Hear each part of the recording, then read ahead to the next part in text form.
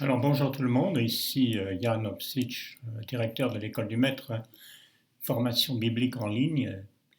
Bonjour à tout le monde, donc aujourd'hui j'aimerais passer du temps avec vous pour parler d'un sujet très important qui a rapport avec la vie de l'Église, mais aussi avec le travail de l'évangélisation et voir comment ces deux peuvent se rencontrer et quelle est la chose que nous devons retenir.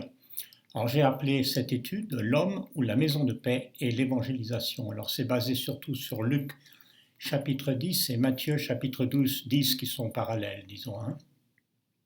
Nous savons que l'Église des premiers siècles, l'Église du Nouveau Testament et du premier siècle, pendant même plusieurs siècles, se réunissait dans les maisons, dans les maisons des particuliers, des convertis. Donc ces chrétiens, ces premiers chrétiens comprenaient que l'Église, c'est d'abord les personnes, les convertis, les disciples qui se réunissent, qui s'assemblent ensemble. C'est le sens du mot Église. Cette compréhension était logique si on la regarde par exemple, et nous allons voir cela par rapport à ce que Jésus dit dans Matthieu 10 et Luc chapitre 10. Alors nous avons plusieurs textes concernant les maisons, les églises de maisons. J'en ai cité certains, vous les verrez dans le texte qui suit, dans le texte que j'ai lié avec cette vidéo.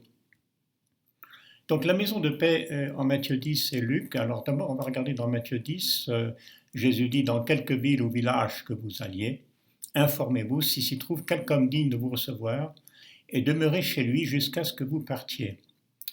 Il dit, en entrant dans la maison, saluez-la. Si la maison en est digne, que votre paix vienne sur elle, mais si elle n'est pas digne, que votre paix retourne à vous. Luc dit, en Luc 10, verset 5, dans quelque maison que vous entriez, dites d'abord que la paix soit sur cette maison. S'il se trouve là un enfant de paix, votre paix reposera sur lui, sinon elle reviendra à vous. Alors là, nous avons une indication très importante sur, on pourrait dire, cette stratégie, cette approche que Jésus recommande, c'est-à-dire n'allez pas de maison en maison, comme il le dit d'ailleurs lui-même dans Matthieu 10, n'allez pas n'importe où, n'allez pas chez n'importe qui, mais cherchez les personnes de paix, les personnes en fait qui ont déjà une vie avec Dieu, qui ont déjà une compréhension importante de ce que c'est d'être un croyant même. Alors, cette maison de paix, puisque Jésus les envoie dans une maison de paix, chez une personne déjà digne, c'est une maison ou c'est une personne, disons, ça peut être un foyer où Dieu a déjà été à l'œuvre. C'est très important dans notre évangélisation de nous rendre compte que Dieu est déjà à l'œuvre quelque part. L'homme ou la femme de paix, c'est le résultat obligatoirement de l'œuvre de Dieu. Ça veut dire que Dieu a déjà travaillé dans le cœur de certains hommes, de certaines femmes, et c'est vers ceux-là vers lesquels les apôtres sont envoyés par Jésus. Alors pourquoi? Parce que Dieu est le maître de la moisson, mais c'est aussi le maître de la vie de chacun, n'est-ce pas? Et c'est Dieu qui a déjà travaillé dans le cœur des personnes, dans le cœur des individus qui existent sur la terre, ou tout autour de nous. Nous n'avons pas le pouvoir de remplacer cette œuvre de Dieu préliminaire et très importante. Donc ça peut être vrai à l'échelle d'une personne, ça peut être vrai à l'échelle d'un foyer, d'une famille ou même d'un groupe. Une autre vérité qui va être soulignée par Jésus dans Matthieu 10 et Luc 10, c'est que bien sûr que cet accueil est important, cet homme de paix, cette maison de paix est importante, mais le but, c'est la moisson, et la moisson, selon Jésus, est abondante. Le problème n'est pas l'abondance de la moisson, le problème n'est pas qu'il manquerait des personnes qui ont un cœur ouvert. Le problème, c'est le manque de moissonneurs, c'est le manque d'ouvriers. Jésus le dit, la moisson est abondante, mais les ouvriers sont peu nombreux. Donc il dit, priez donc le Seigneur, à qui appartient la moisson, d'envoyer des ouvriers pour moissonner. Matthieu 9, 37, 38. Dieu veut une abondante moisson, Dieu veut que tous soient sauvés. La Bible le dit, 2 Pierre 3, 9, Dieu est patient, il veut que tous se repentent. 1 Timothée 2, verset 4, Dieu veut le salut de tous les hommes. Donc il s'agit de toucher le plus grand nombre. Il faut prier pour plus de moissonneurs, d'ouvriers. La moisson est abondante. Dieu a déjà travaillé, a déjà préparé des gens à accepter l'évangile. Il faut prier pour qu'il y ait des moissonneurs. Il faut prier pour que des moissonneurs aillent vers ces personnes, aillent à la rencontre de ces personnes. Donc on prie que Dieu envoie des moissonneurs dans sa moisson. Alors, si Dieu est le maître de la boisson, cela ne veut pas dire que nous n'avons rien à faire, hein. Notre rôle le plus important, c'est d'abord dans la prière. Jésus le souligne. La prière doit accompagner toute action, doit être le départ de toute activité, de toute œuvre d'évangélisation, que ce soit pour une personne, un évangéliste, un groupe d'anciens ou même une assemblée. Une autre vérité que Jésus souligne dans Matthieu 10 et Luc 10, qui a rapport avec notre approche de l'évangélisation, on pourrait dire notre stratégie, c'est qu'en fait, la maison de paix et l'opposition à l'évangélisation, ce sont des réalités. D'un côté, nous avons dans ces textes la maison de paix, la maison d'accueil, mais de l'autre côté, nous avons une autre réalité qui est la résistance, l'opposition, hein, qui va aussi de pair dans cette œuvre. Alors Matthieu 10, 15, je vous envoie comme des brebis au milieu des loups. Soyez donc prudents comme les serpents et simples comme les colombes. Alors cette prudence, cette simplicité, elle est en fait réalisée à travers cette approche. Le fait de ne pas aller n'importe où, vers n'importe qui, de maison en maison, c'est déjà une prudence. C'est déjà faire preuve de simplicité dans le sens de sincérité, mais aussi d'honnêteté et de droiture, de faire attention de ne pas aller n'importe où comme cela. Celui qui vous écoute m'écoute, dit Jésus en Luc 11, et celui qui vous rejette me rejette. Celui qui me rejette, rejette celui qui m'a envoyé. Donc la stratégie ou l'approche de l'évangélisation, de la moisson, doit tenir compte de l'opposition à la moisson. Les disciples et les évangélistes sont envoyés comme des brebis au milieu des loups. Donc il ne faut pas méconnaître l'opposition du monde à tout effort pour moissonner les âmes. La stratégie de Jésus tient compte de l'opposition. Voyons aussi la maison de paix, disons, comme centralité de la mission que Dieu a donnée ou que Jésus nous envoie. Alors, pour être moissonneur, dans ces mêmes chapitres, Jésus dit qu'il ne faut pas s'encombrer de choses matérielles, de soucis, de fardeaux. Il faut être concentré sur cette mission. Les moissonneurs au temps de Jésus, c'était souvent des employés par des maîtres de moisson et qui recevaient, par exemple, leur nourriture et un lieu pour dormir pendant les moissons. Ils devaient compter sur leur maître de moisson pour pouvoir à ses besoins. Un moissonneur ne pouvait pas être consacré à moissonner du matin au soir tout en se préoccupant de beaucoup d'autres choses. Ou il allait moissonner ou allait faire autre chose. Il ne pouvait pas vraiment faire les deux. L'idéal, mais qui n'est pas toujours possible, on le voit avec l'exemple de Paul, est de pouvoir se consacrer pleinement à l'évangélisation ou à la moisson. En outre, le moissonneur ne doit pas se laisser distraire par les rencontres fortuites de l'existence, dans les distractions de ce monde, disons. L'évangélisation ne peut pas avoir lieu si nous passons trop de temps avec les personnes en oubliant l'œuvre plus large dans laquelle Dieu nous envoie. L'homme de paix ou la maison de paix, c'est celui qui est central à la stratégie du Seigneur. Et donc Jésus dira, n'allez pas de maison en maison. La maison de paix, ça devient une maison de paix dans une ville ou dans un endroit. Il vaut mieux aller ailleurs, car l'évangélisation ne pourra pas se faire s'il n'y a pas cet accueil. C'est en réalité ce qui se passe dans le livre des Actes. Il faut noter que Paul et d'autres vont pour chercher l'homme de paix qui peut se trouver même dans la synagogue.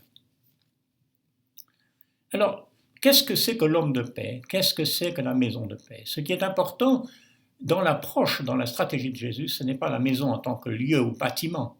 Quand on parle d'une maison, on parle d'une communauté, d'un foyer, un foyer de paix. La maison décrit les membres d'une famille, d'une communauté, avant de décrire un lieu physique. La stratégie de Jésus doit d'abord être comprise à la lumière du monde juif, le monde du 1er siècle. En Israël, la maison de paix, Shalom Bayit, est centrale à la vie de la communauté au temps de Jésus, à la vie du peuple même. La maison de paix rayonne dans la communauté. Elle est un havre de paix et de santé spirituelle au milieu d'une communauté plus large. Shalom, la paix, ce n'est pas simplement l'absence de conflit ou de guerre. Shalom décrit le bien-être, ce qui est accompli, ce qui est parfait. C'est lié à l'amitié, à l'harmonie dans les rapports humains. Il nous faut donc discerner et trouver la maison de paix pour bien évangéliser.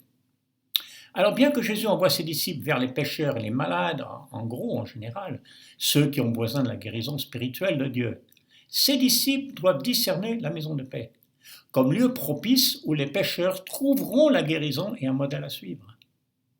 Une évangélisation qui produit la santé spirituelle et morale doit se faire à partir d'hommes et de femmes de paix, de gens qui ont une relation d'amour avec Dieu et avec le prochain, qui savent démontrer une maturité spirituelle dans leur relation. Donc le choix des 12 qui ont suivi Jésus pendant 3 ans et qu'il a enseigné, il lui montre ce principe. Les 12 deviennent des mentors, des guides, on pourrait dire, pour ceux qui sont appelés par l'Évangile. Maintenant, il faut essayer de comprendre le problème de la maison de paix tel qu'il se présente dans le monde moderne. Je parle surtout du monde occidental, l'Amérique du Nord, l'Europe.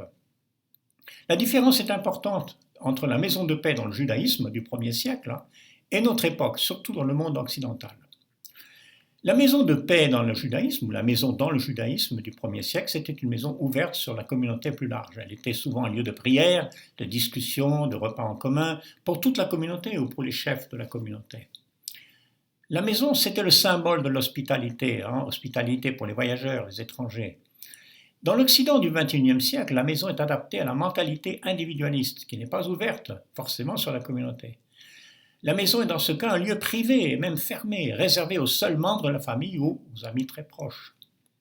Idéalement, dans la perspective biblique, la maison est un lieu favorable à l'annonce de l'Évangile, à la prière, au culte, à l'enseignement. Toutefois, dans la réalité moderne, l'accès à la maison est souvent restreint. La maison en Occident est un lieu privé, personnel, souvent fermé. Ray Oldenburg parle par exemple du besoin dans les sociétés modernes plus individualistes d'un troisième lieu qu'il appelle un lieu de travail, par exemple de la maison, un lieu neutre. Dont d'autres auteurs ont parlé de cela, donc ça sera dans le PDF que j'ai joint, qui parle du besoin en Occident de ce qu'on appelle les lieux neutres.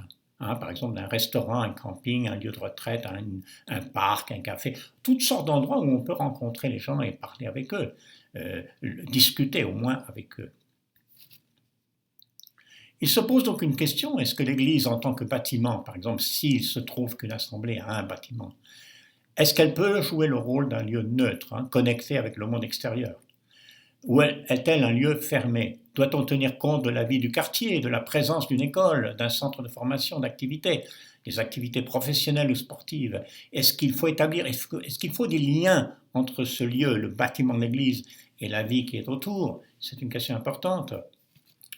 Comment est-ce que nous voyons le bâtiment de l'Église, si nous en avons un, comme un lieu public ou comme un lieu fermé?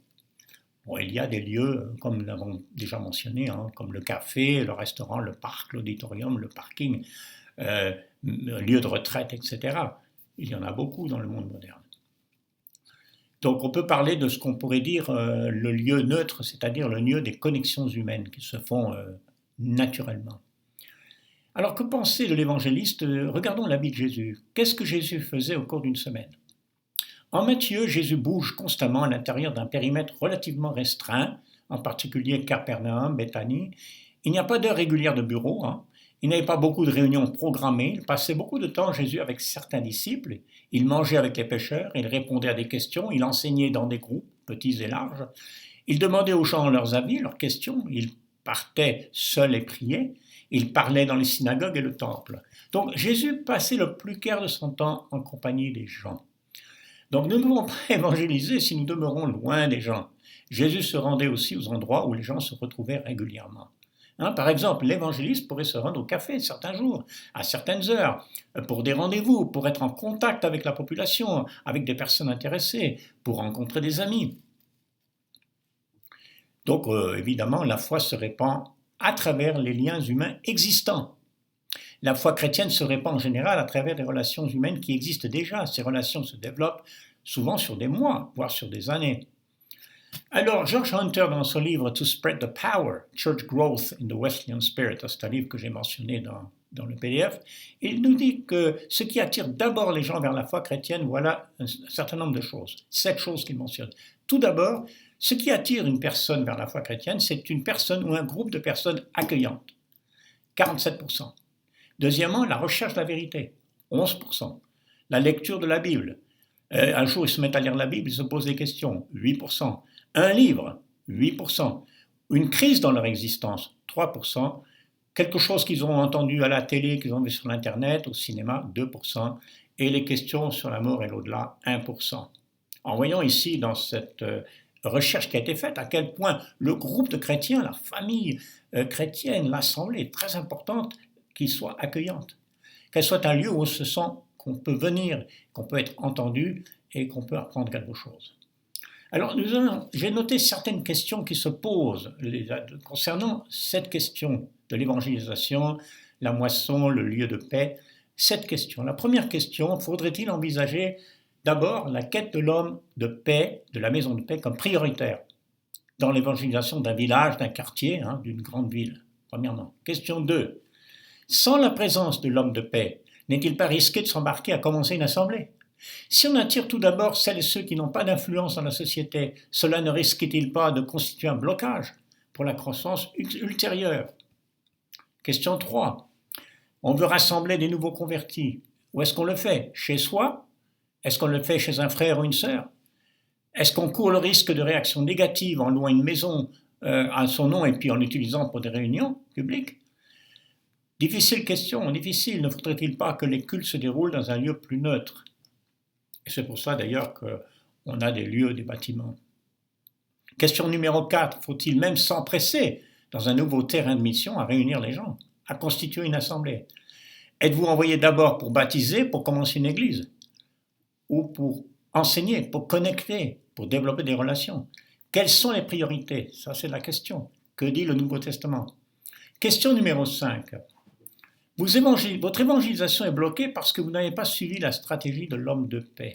Souvent, c'est le cas. Qu'est-ce qu'on peut faire ? Pouvez-vous revoir notre copie, modifier notre approche, faire en sorte que notre assemblée comprenne ce qui est en jeu ? Question 6. Avez-vous pensé aux membres de votre famille ? L'évangéliste peut-il raisonner comme un célibataire ? Alors, si notre soutien financier est insuffisant, quelles sont les alternatives ? Pouvez-vous laisser vos proches dans le besoin ? Pouvez-vous envisager un emploi à temps partiel pour compenser le manque à gagner pour un travail à temps plein ? Sinon, pourquoi pas ? Avez-vous des compétences professionnelles qu'il serait bon de ne pas négliger ? Ces compétences ne rendent-elles pas plus crédibles vos connaissances, votre enseignement, votre prédication ? Une activité, même bénévole, dans la société, dans notre entourage, où l'on est connu, où l'on est vu dans ses compétences, peut avoir beaucoup d'avantages, plutôt que de vivre d'une certaine retiré complètement du monde. Question numéro 7. Quels sont nos rapports avec les individus, les assemblées qui nous soutiennent si tel est le cas ? Est-ce que voyez-vous ces rapports comme ceux d'un employé vis-à-vis d'un employeur ? N'est-ce pas plutôt un partenariat ? Ceux qui nous soutiennent ou qui peuvent soutenir un évangéliste, comprennent-ils le contexte dans lequel nous travaillons ? Peut-être pas, pas forcément. Donc il y a d'autres questions qui pourraient se poser, mais ces questions-là sont liées, toutes ces questions, il y en a 7 ici, mais tout ce que j'ai présenté ici est lié à cette question. J'espère que cette remarque, cette petite réflexion pourra nous aider. Alors, bon, comme j'ai dit, il y a un petit PDF qui est lié dans un lien avec ce YouTube. Il y a un petit PDF qui est là, et bon, on va essayer de mettre ça un petit peu partout. Et puis, écoutez, écrivez-moi. Alors, ça répond à une question qui a été posée dans le Facebook, dans le groupe EDM. Y a-t-il une stratégie d'évangélisation ? Bon, on ne pourrait peut-être pas appeler cela une stratégie, mais en tout cas, ce sont des principes, ce sont des vérités importantes dont on peut tenir compte aujourd'hui, nous-mêmes, au XXIe siècle. Écoutez, que Dieu vous garde, et surtout n'oublions pas de prier pour des travailleurs, pour des moissonneurs. N'oublions pas qu'il faut former des frères, qu'il faut former des sœurs qui savent parler de leur foi, qui savent encourager. N'oublions pas aussi d'être nous-mêmes, de faire notre possible, d'être à l'œuvre, chacun dans ses possibilités, avec ses dons. Et que Dieu nous bénisse et nous garde pour tout ce que nous voulons faire pour lui. Amen.